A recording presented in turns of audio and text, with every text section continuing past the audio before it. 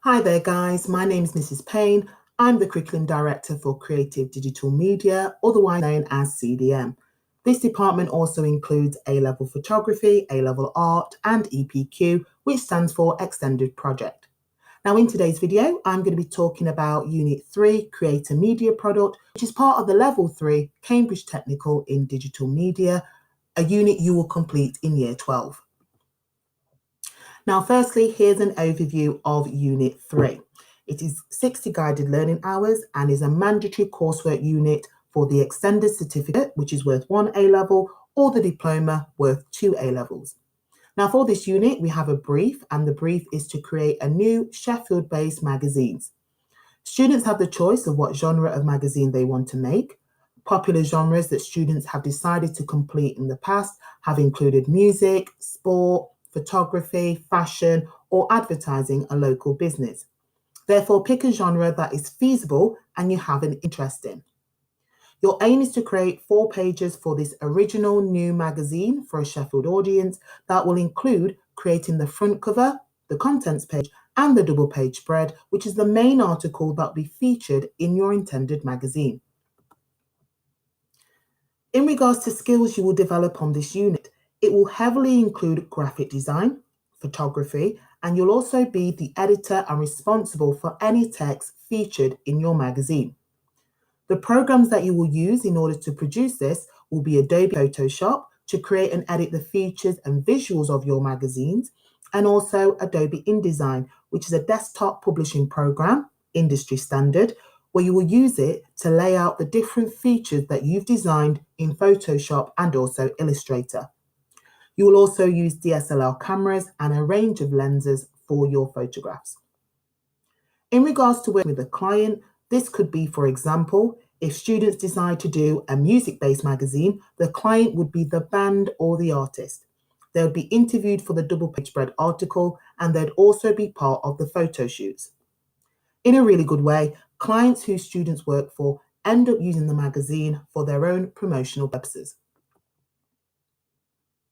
Now, in order for us to understand exactly what is required of us for this unit, here are the 4 learning outcomes that you have to complete.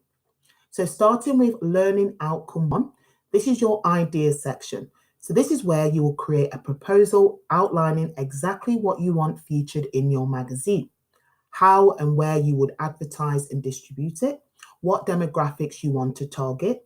You'll also create sample materials. So this is where we do early design work for your masthead. We start thinking about the typeface and the fonts that you want to use, and also house style colours that you want to use throughout your magazine, because essentially this magazine is going to be a brand. Now, the best way for us to create this magazine is to have an understanding of magazine conventions.